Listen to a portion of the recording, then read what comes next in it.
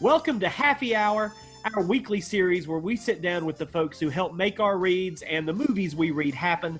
And basically, it's just an excuse to drink and shoot the shit with people we love. With us this week is a man who needs some introduction. You know him from films like The Mind's Eye, Beyond the Gates, Almost Human, and VFW. He's the writer and director of Sequence Break, which is currently available on Shudder. And he's the founder and co-owner of Rated R Horror Speakeasy, a multi-Scripts Gone Wild alum. And he is my regular nemesis on the Screen Drafts podcast, Mr. Graham Skipper. Graham, welcome. Billy Ray, thank you so much for having me. Do you feel fancy?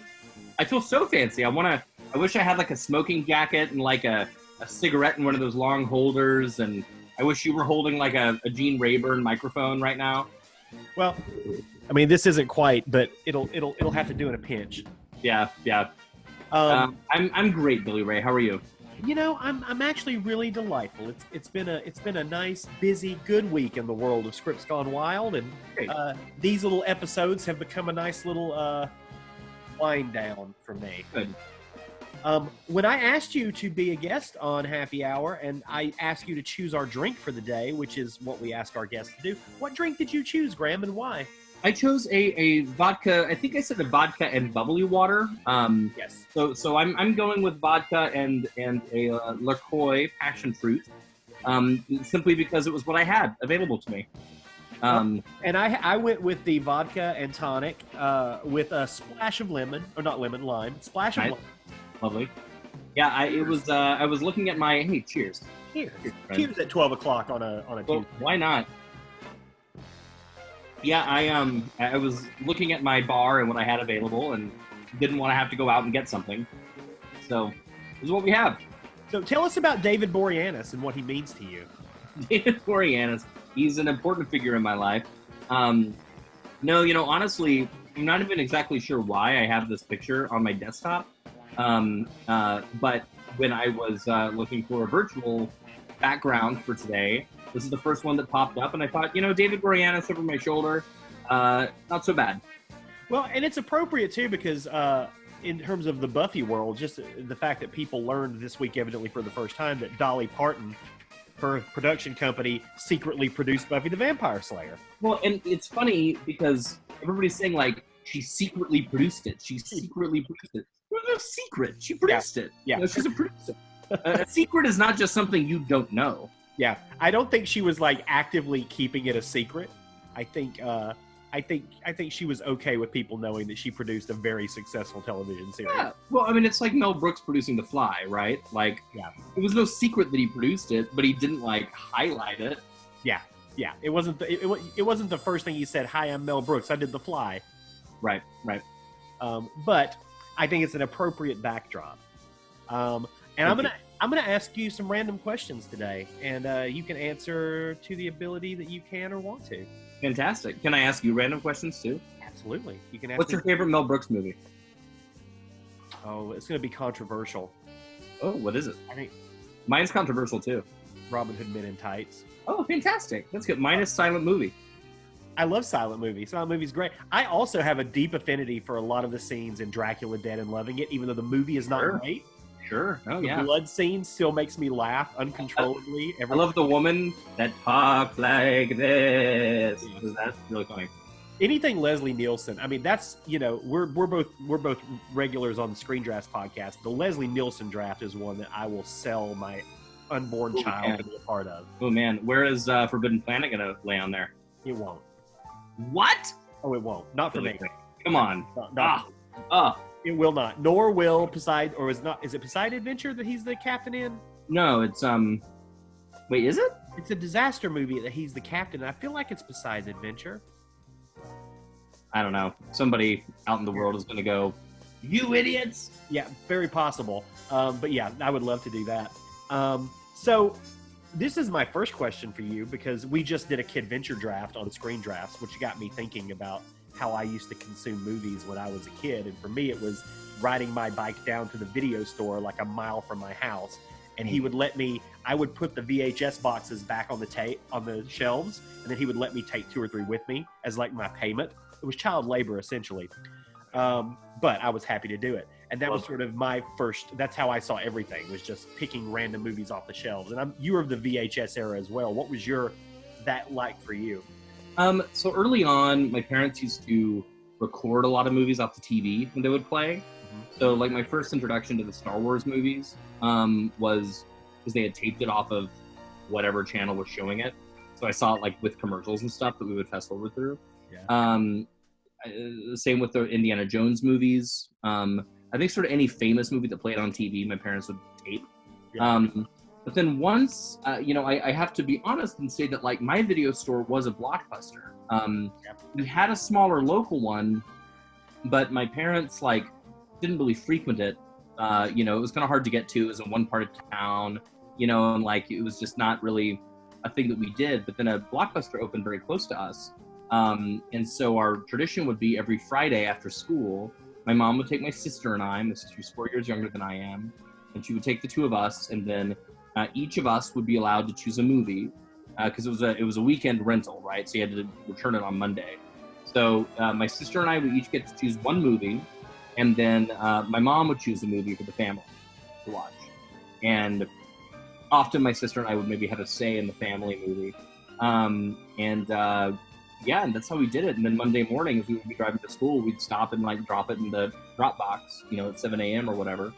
And that was how I saw so many things. And my parents were really good about really just letting me watch whatever I wanted. Yeah. I had the same thing with my parents. There wasn't anything that other than like my mother wasn't going to let me bring porn home and watch. But apart from that, they didn't really care what it was, as long as they knew I was somewhere safe watching it. Right. Yeah. And my parents were always very clear about like, if we're watching a horror film, then, or if you're going to watch a horror film, just know that it's going to be scary, and you're not allowed to like sleep in our room. Yeah. You have to deal with it on your own if you get scared. Man up, essentially. Yeah, exactly. Yeah, that was what it was. My mom, a brief tangent, but a good story, and sort of illustrates this. When I guess I would have been 9 or 10, was when Terminator 2 came out, and I really wanted to go see it, and it was playing at our local drive-in, and I begged my mom to take me to see it. Really, really wanted to go, and she said, it's going to be a scary movie, and I said, I don't care, I can do it, I can handle it. So she took me, and by about the time T-1000 has the spike arms out and is climbing up on the car, I'm screaming, I'm saying, it's too scary, take me home, I want to leave, and she said, no, you begged me to see this, I told you it was going to be scary, we're going to watch this thing to the end. And she made me watch it, and it felt like that scene in Clockwork Orange, honestly. I was like just fucking terrified. And then of course the end comes, and we all know how Terminator 2 ends, and it's like beautiful and everything. And I was like crying, and I was so into it and emotional, and she said, are you glad you stayed to the end? She said, and I'll never forget this, she said, if you had left when you wanted to leave, in your mind that monster was going to always be coming after them. Yeah. It was never going to be defeated. They were never going to escape him, and he was always going to be out there. But since you stuck it out and you stayed, now you know how it ends, and it's a good thing. And I to this day, I honestly can't think of a single film I've ever walked out of. Yeah, I mean, I've walked out of movies. I am not that graceful, unfortunately. But that's a great lesson to learn, though, at a really young age. I mean, to stick something through and give it a shot, and it's also a good thing. And I think that's why, like, folks like you and me and a lot of other folks can handle horror in a way that a lot of other people can't. Like, you hear people all the time say, I can't watch horror movies. Right. I can't imagine that. I can't fathom not watching horror movies. But I think part of that is like getting exposed. People think it's actually the inverse of what people think, I think, which is they think if you see horror films at a young age, it like warps you. And I think if you see horror films at a young age, you just, you prepare yourself in a lot of ways. And it makes you more able to handle things, and especially makes you more able to handle horror and things like that. I agree. Yeah, I agree. It's such a weird idea that watching horror movies as a kid makes you like a bad person, or somehow warps you in some way. Because for me, I've been watching horror movies since I was a little kid. Granted, am I like the model American citizen of like, do I go to church every Sunday, and do I, have a white picket fence? Like, no. Yeah. But I'm not a murderer, and I'm a nice person, and I appreciate art. And I think that that sort of environment, as long as, like you said, as long as your parents know you're somewhere safe, Yeah. And as long as like they're able to talk about it. I mean, they wouldn't like, they were very clear. They said, you can't, you know, wake us up in the middle of the night when you're scared, but tomorrow we can talk about it, you know? And it's like, okay, yeah, as long as we can sit down and have a conversation and talk about why it's fake or why it scared me or whatever, then I think that's a worthwhile conversation. Everybody's got that one movie that either it doesn't sound like your parents would have been this way, but there's always that one movie that your parents either don't want you to see or maybe you're even a little too afraid to see because of what you've heard about it. What was that movie for you? So the one that immediately pops into my head is The Exorcist. And it's a little bit of a converse of your question, funnily enough, because so when I was growing up, my dad had bought me, I was obsessed with the idea of monsters, and I was obsessed with like the imagery of like the Universal monsters. So my dad at one point bought me this really large picture book that I wish I still had. And it had all of the modern monsters in it, right? It had Jason and Freddy and Leatherface and all those, and it had like a page about them and about their story, and then a picture of them from the movie. And I was fascinated with them, but I was way too scared to watch any of these movies. You know, I was like, I like this imagery and I like these characters, but there's no way I'm ever going to watch any of these films. And on one of the pages of this book was a picture of Reagan from The Exorcist. And for whatever reason, that picture scared me way more than any of the other ones, right? The one with her tied down on the bed? No, it was a close-up of her face. It was like this tight, and it was her like demonic, awful face. Yeah. And I was fucking terrified. And at a certain point, I remember thinking to myself, okay, I'll probably like horror movies. I think I'm into this, but I'm too scared to watch them. So my tactic is going to be, I want to watch the scariest one first, and then I'll get that out of the way, and then I'll know I can handle all the other ones. So I asked my dad, I said, what do you think is the scariest horror film? And he said, The Exorcist.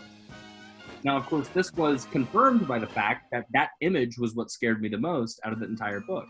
Yeah. And so I said, great, let's watch it. So I was 11, maybe 10 or 11. And we rented The Exorcist and we watched it as a family. And it fucking wrecked me. Yeah. It wrecked me. And I did sleep in my parents' bedroom that night, I'm not afraid to say. And then the next morning I woke up, I was awake all night long, convinced I was going to be possessed. But there was a nagging thought in my head of going, I know that this isn't real, but it's affecting me in this very like visceral way. Why is that? So the next morning, the very first thing I did was I put it back on and I watched it. I watched it like 3 times that day. Yeah. Just to pick it apart and understand it. And like the next weekend I rented it again and I invited all my friends over. And it was after that I went to the guy at the video store and I said, all right, I want to see all the like slasher icons. I want to see all of them. Yeah. And I remember he gave me Halloween. He gave me A Nightmare on Elm Street. He gave me Texas Chainsaw Massacre. He gave me Hellraiser. And he gave me Friday the 13th Part 3. I think he was just like, you want to see Jason, skip to 3. Yeah. And so then I had a sleepover that weekend, and all my buddies came over, and we watched all 5 of them in one night, and it was wild. It was a wild, transformative night, but a great, just sort of like watching all those movies in that context of like wanting to know about them and with your friends, and like being afraid, but I would argue that none of those movies really are as scary, at least to me, as The Exorcist was. And so it was just a nice way to like show that horror movies are fun. And it was if I had a time machine, I would go back to that weekend because that was a great weekend. What's crazy is that when you're watching films like that at such an early age with like your friends, and like there's such a different feeling to it. Like now, like even in the last few months, I've exposed some of those films that you mentioned to someone who shall remain nameless for the first time. Wow. And it's always fun watching something like Halloween or Nightmare on Elm Street with someone for the first time. But I'm always disappointed in their reaction because it's always this reaction of like judging, it's like judging a 1984 movie through a 2020 lens. Right. Not going to get the same thing out of it. Yeah, it's like okay. Yeah, yeah. It's like, oh, okay. It wasn't really scary, but it was well, yeah. I get that it's not scary to you now in like your 20s or 30s, but it's when you're a, when you're a 6-year-old kid watching this for the first time, it's fucking terrifying. Right. And weirdly, the very first film my mother ever took me to see in a theater was A Nightmare on Elm Street. I was 2 years old. She couldn't find a babysitter. My mother liked horror films and wanted to see it, so she took me to the movie theater with her. Wow. I remember nothing, of course, because I was 2 years old. But yeah, I'm always disappointed with the way, like, I say younger people like we're old men, but we're old men, Graham. We're old men. Younger people just never respond the way I want them to. Yeah, I agree. I mean, I remember what I showed my sister. She was probably in 8th grade, maybe, and I made her watch Texas Chainsaw Massacre with me, and she was completely unfazed by it. She was like, she literally said to me, she goes, "That wasn't scary." I go, "What are you talking about?" And she goes, "There were no jump scares." I was like, "What?" And of course later she came to appreciate it. Yeah. But like, I think at that age she was so jaded by, I think, what she'd been told a horror movie was supposed to be, that to her, not having a bunch of jump scares in it or something was therefore not scary. Then with The Exorcist, when I showed it to her, she said something that was actually pretty profound. She said, "Well, I didn't think that was scary. I just thought it was really sad." And I went, well, that's a totally valid response, and I would argue that all horror movies are tragedies, essentially. Yeah. And what scares us is obviously relative. I think to me, this horrible tragedy of what befalls this girl for no reason at all is terrifying. Yeah. Because of the intended. Same with the tragedy of what happens in the Texas Chainsaw Massacre. Again, there was no reason for it. I could handle it a lot better, if all those kids were dicks. Yeah. And they're not really dicks. I mean, Franklin's kind of a dick, but, he's just annoying. It's annoying. Yeah. So I don't know. It was just an interesting comment to me about this idea of, well, it wasn't scary, but it was really sad. Well, it tracks, too, because, like, to me, the best horror films are the ones that really kind of deal, like, one of my, like, top 3 horror films of all time is The Changeling. Mm-hmm. And that movie opens with, like, a horrific tragedy. And the rest of that movie is basically just fueled off that tragedy. And those are my favorite kind of horror films, like Don't Look Now, or even like something new like The Babadook, which is just like all about grief. And like those are really powerful to me. And like The Exorcist, I could absolutely see someone reading that as a sad movie. Like, a lot of sad things happen in that movie. Yeah, I mean, just like the medical scene alone, like. It's so sad just to watch this girl that is completely out of control of what is happening to her. Yeah. And all this horrible stuff is going on that her mom is like signing off on. It's got to be terrifying. Yeah. I mean, that Spinal Tap scene is horrifying. It's still horrifying. Yeah. But I will say this, quick tangent, because you mentioned Texas Chainsaw Massacre. And there's the scariest moment in that movie to me is such an innocuous moment. It's nothing it's nothing like with a chainsaw. It's literally when he very first slams that goddamn door. After he drags the guy back in and slams the door. That door slam is the scariest thing. Amazing. I still remember being terrified of that when I was a kid. So my wife, Jordan, she's not a horror movie person. And several years ago, when they re-released Texas Chainsaw Massacre with the 4K theatrical presentation, I was talking to her about how I really wanted to go see it at the theater, and she was like, "Oh, I've never seen that." It's like, "What are you talking about? You've never seen the Texas Chainsaw Massacre? I've never seen it." And I said, "Look, I'm going to call in the husband card. You've got to go to this with me, and because she really didn't want to go, so you have to go with me to go see this movie." So I got us like perfect seats. It was a 4K presentation. It was 7.1 surround sound. Like, it was perfect. You didn't see it at Cine Family, did you? I did. That's where I saw it too. Is that what you thought? I also took someone who had never seen it. Continue. Yeah. Oh my god. Well, we were on the couches up front, and it was so perfect. I mean, she was clutching my hand like an iron grip the whole time. and I remember two moments very specifically from that screening. One was that door slamming and hearing that sound. I'm getting goosebumps thinking about it. And then the end after the chainsaw dance, and then it cuts from that roar to just silence. And I'll never forget that at the end of the movie, and Jordan is somebody who, during movies, she can be kind of distracted, or she often falls asleep, or like, she's just not a movie person, She was riveted the whole time. And the movie ends after that just deafening silence at the end of the film. She turns to me and she said, "You didn't tell me that was an art film." And I went, "You're right, it is. It is an art film." And it's just, it's the power of those moments that I think people often write off in horror, and even in films like Texas Chainsaw Massacre, which certainly are considered classics today, but for a long time, including when I was a kid, it was still considered like slasher junk. Yeah. Like people didn't talk about that as a, like a potential Criterion movie or something. Yeah, like an all-timer. Right, and now that conversation is different, but I feel like, now it's like people talk about like prestige horror or elevated horror, and I would just challenge those people to think, no, like in all those movies I named, right? Halloween, Friday Part 3, Texas Chainsaw, Hellraiser, and Nightmare on Elm Street, like all those movies are the same caliber as like The Babadook or It Follows. Absolutely. And there are tons of other horror films that are that same caliber. It's just it's just that a lot of movies nowadays, I think, like really try to emphasize how elevated they are.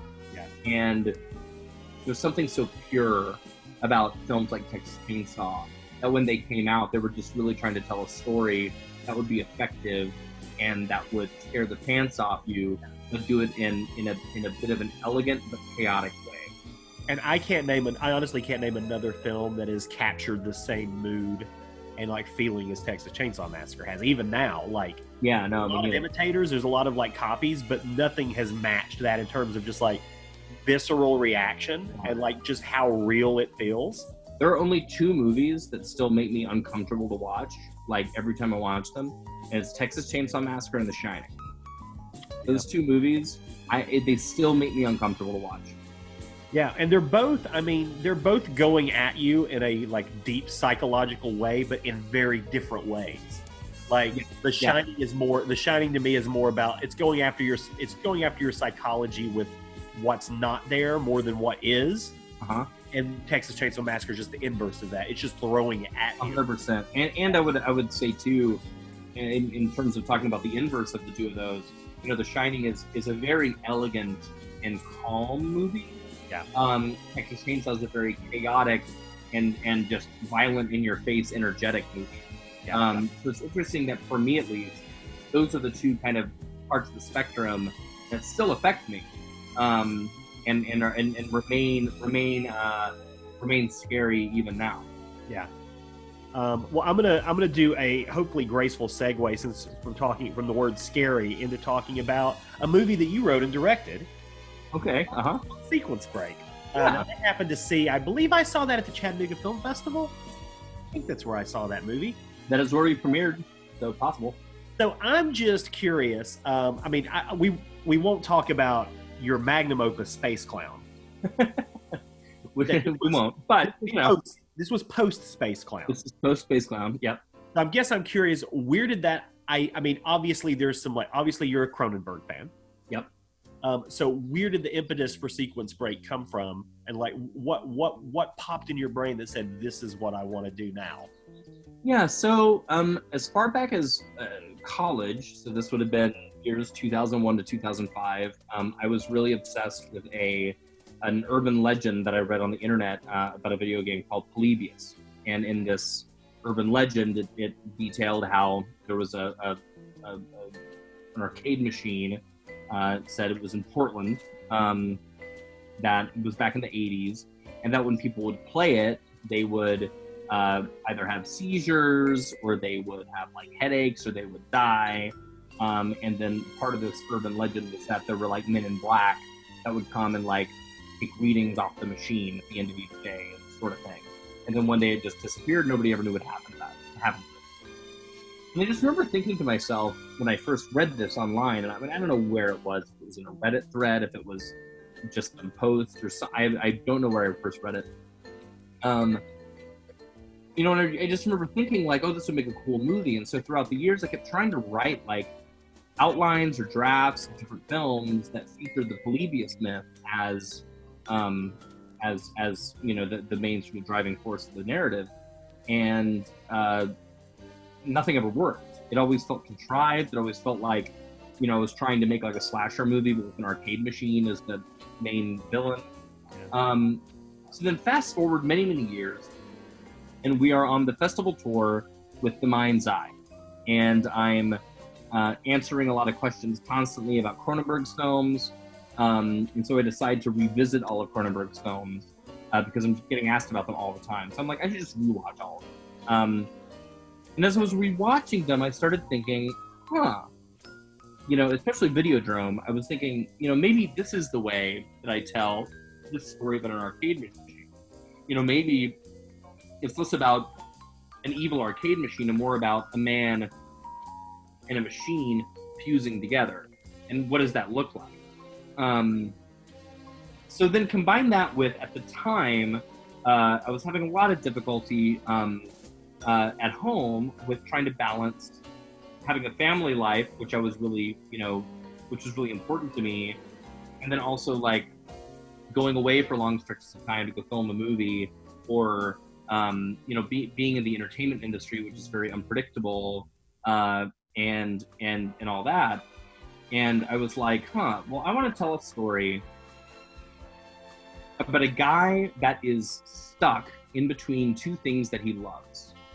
A woman that he loves, which indicates he's got to grow up, and his passion of reconstructing video games, which is such a like symbol of his past and of his childhood, and him being totally torn between, I got to make one choice or the other. Which passion do I go with? And then ultimately, you know, the message of the film is you've got to just look at it from a different angle, and then you can have both. And when I sort of came up with that whole thing, I wrote it all down as an idea, and then I went to sleep, and that night I had a nightmare that featured a Technicolor melting skull. And I woke up and I said, that's got to be the climax of the movie. And I wrote the film in like 2 weeks. Yeah. And that was the genesis of the film. You know, it was a combination of a personal story that I felt was important for me to tell, combined with you know, sort of a very like visceral and imagetic standpoint of what I wanted the film to look like and what I wanted the aesthetic to be. Yeah. What has been, I mean, in terms of reactions to the film, has there been anyone in specific who has reacted favorably to your film that just blew your mind and made you giddy like a schoolgirl? Interesting. Well, I mean, I'll tell you that one, you know, before we finished the film, I had a screening at my house of a rough cut, and two directors who I greatly admire came over to give notes. That was Neil Marshall and Stuart Gordon. Yeah. And the two of them came over. Those guys know a little bit about horror. They know a little bit about movies.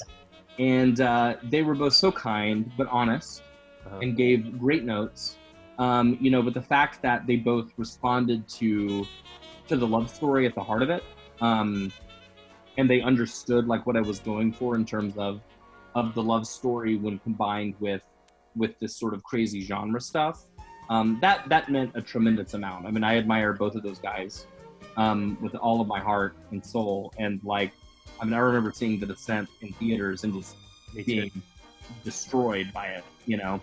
And you know, and of course Stuart is Stuart, and you know, to have both of them in the same room at the same time, watching my film and then reviewing it favorably with constructive notes, that was a really a big moment for me. Yeah, I would imagine so. You as an actor, you work. I mean, I think most people probably know you from Joe Bigos' films. I think that's a fair assessment. Yeah. So, what's with the Joe Bigos love? Well, so I first met Joe because Joe was the stage manager on Reanimated the Musical. I know that. That's an interesting little tidbit. Okay. Yeah, so he was Stuart's personal assistant for a number of years. And when I met him, Stuart had recruited him to be the stage manager for the show. So the first day I met him was the day of my audition for the show. When I walked in to the house and Joe handed me the sides, and I sort of said hi. But we became fast friends as the show was happening. I remember, I always thought that I was like hot shit when it came to horror trivia. When I was in college, we would host like a horror movie marathon. And I remember, this is laughable now, but I remember at one point during the run, or maybe it was rehearsals, I was talking to Joe and I was like trying to show off a little bit. And I was like, well, tell me, Joe, have you ever heard of a movie called Suspiria? And Joe laughed in my face and he said, I'm going to bring you 2 movies tomorrow and you have to double feature them. I said, okay. And so Joe, the next day, he brought in Inside and Irreversible. Wow. And what a double said, feature. Double bill of these. And I watched them and I went, oh, I don't know shit. So Joe and I became really good friends. It was Joe who showed me From Beyond for the first time. It was Joe who introduced me to a whole lot of really important horror films. And as we were doing the show, I mean, he just came up to me and said, I wrote this role for you, and for Almost Human, and we can't pay you much, but do you want to come out and freeze your ass off from Rhode Island for 3 weeks? And I said, yeah, absolutely. That's pretty great. Yeah. At some point, you're acting, you're writing, you're directing, you're doing all this, and you were like, this isn't enough. I want to start a monthly horror speakeasy. Yep. So let me ask this in a very fancy professional way. How the fuck did that happen? So I am really good friends with this couple, Justin and Melissa Meyer. Uh-huh. I've known them since New York days.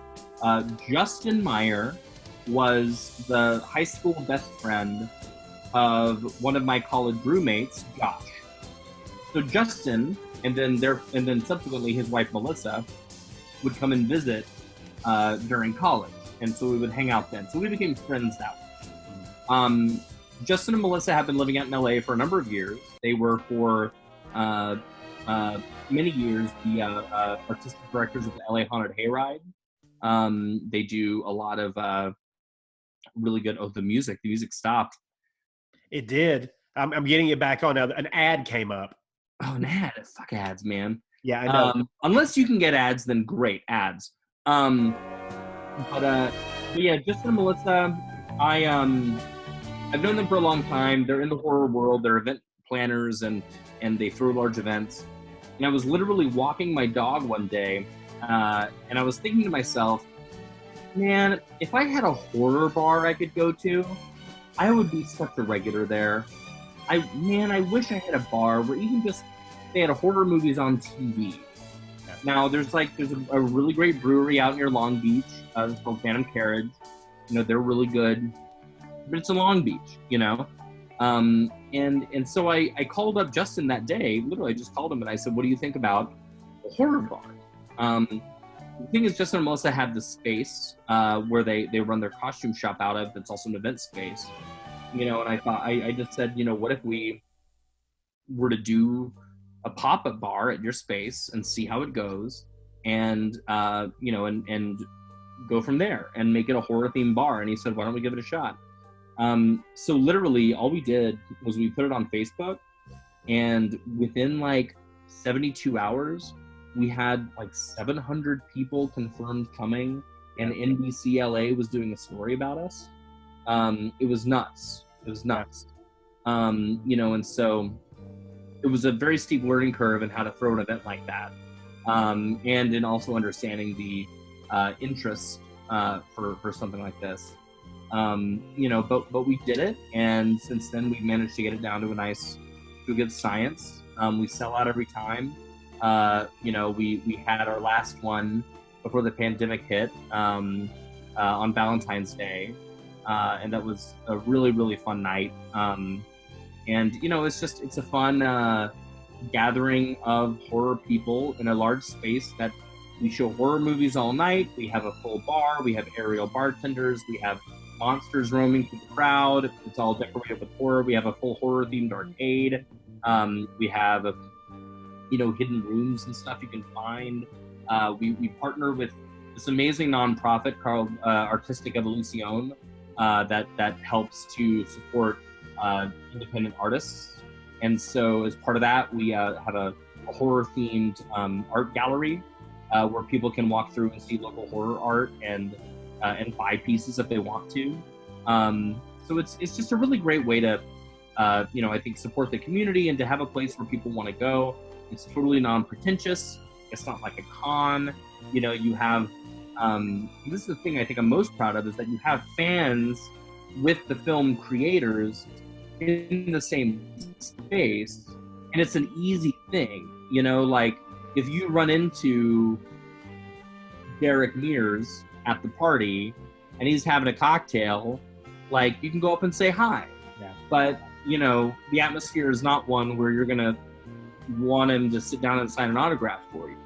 It reminds me a lot of like film festival parties. It's got that feel to me because it's that similar sort of thing where like you can just be relaxed around people without having to. Yeah.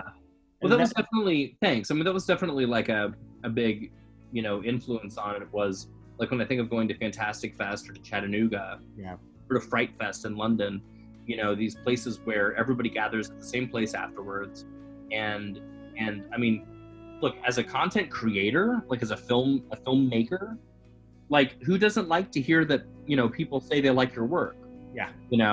It's, as long as people like aren't weird about it, like great.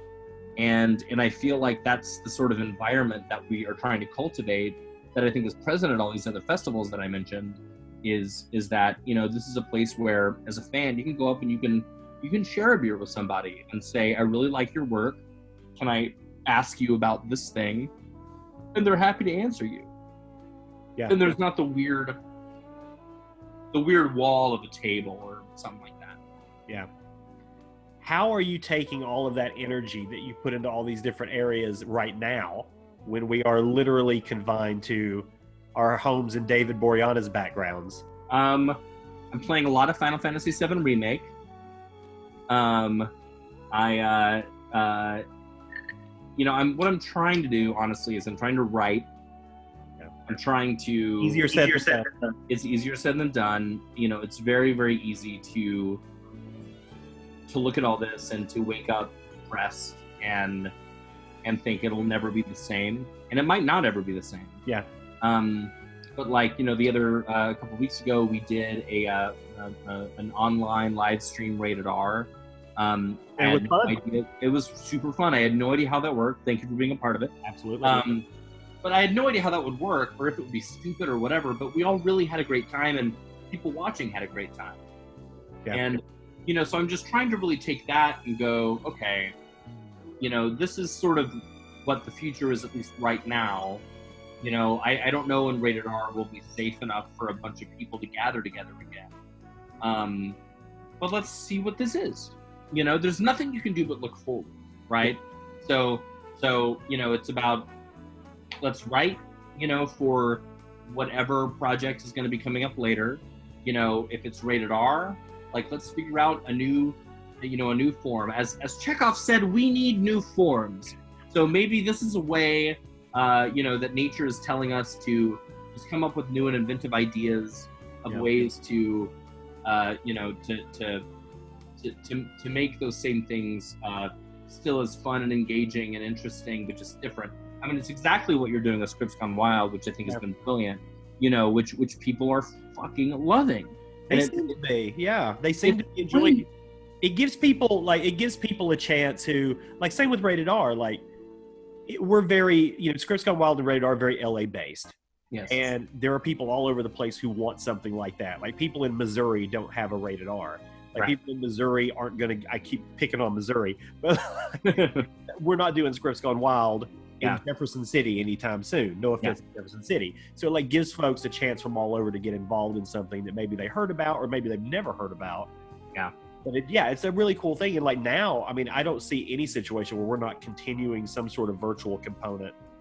Even Absolutely. when we start our live reads back up. Like it's just. I think at the very least, like in LA or like wherever, I can't imagine a scenario where, we're going to be allowed to have a gathering of like 50 or more in a place for like a while. Yeah. And that's okay. It's that's what it is right now, but we have to adapt. And I think it's been frankly pretty fun to see how these different organizations have figured out ways to do that. Yeah. It's the world has changed completely. We may never shake hands again. Yeah. I'm a shake hands into a hug guy. I am too. That's never gonna die. Like, yeah, that's never gonna die. I would shake hands and hug with you, Billy Ray. Well, ditto. Yeah, it's but the world is changing and it's changed, and I think that we just have to be positive however we can and make the best of it. And rated R is something that will never die, and for right now we're adapting to being online, and maybe that'll be a thing we continue, and I'm sure it's the same with Scripts Gone Wild. Yeah. Well, I think that's an appropriate place to end our delightful happy hour chat. Thanks for joining me, Graham Skipper, for this delightful conversation. For having me, Billy Ray. It is, and I say this with no hyperbole, always a pleasure to talk to you. Delightful. I remember back to the very first Scripts Gone Wild when we read Summer School. Yep. And I had no idea what I was doing. I got damn near blackout drunk. No one got as drunk as Cargill did. As Cargill got real drunk. I don't think he could move from his chair. He was so frozen. But he was also saddled with definitely the largest weight of that reading. He certainly was. But I remember meeting you, and that first year of, or at least first year for me of Chattanooga, and it was such an important moment for me in my film life, like premiering Sequence Break there and like meeting so many people, and it was a real special time. So I'm glad that you're still in my life. Well, thank you, sir, and I'm glad that you as well. And also, I assume you're going to be joining us for our upcoming CFF read. I am so excited about that. Yeah, I don't want to give too much info away. I'll let Chris Dortch do the announcing of that, but I don't think it's a secret. There's going to be some cool stuff happening. So there'll be some cool shit. Yeah, I'm so glad that they're doing that, by the way. I'm so glad they're doing that. Like, what a perfect thing for CFF to do. I think it'll get, I'm going to pimp the hell out of it. I think it's going to be great. And I think that, right now, that's the way that festivals are going to have to be. And so, fuck yeah, Chris Dortch, go for it, man. Be on the front line. Hell, thanks, Microsoft. Thank you, Microsoft. Thank you, Microsoft. Yes. Well, I'm going to plug a couple things real quick before I end us. We've got, I think when this airs, our next read will be Rear Window on May the 6th. We're going to do Hitch's Classic. We got Pat Healy, Ali Ionitis, Betsy Holt, Brian Cogman from Game of Thrones fame. So it's going to be a really fun cast, and it's a really fun cast. Oh, like a leg cast. Is there a better movie to watch when you're confined all alone in your home? Not at all. No, it's perfect. Not at all. We'll also be dropping these weekly, continuing on. We've got other fun reads we've announced for July. We're going to end the virtual reads weekly at the end of July. We're going to keep doing them, but we're going to stop the weekly reads in July at that point. We might go to every other week, every month, who knows, but we'll see. But thank you for joining us, Graham Skipper. Thank you so much. Really great to see you. And yeah, man, just stay safe and stay drinking. Stay drinking. First of the day.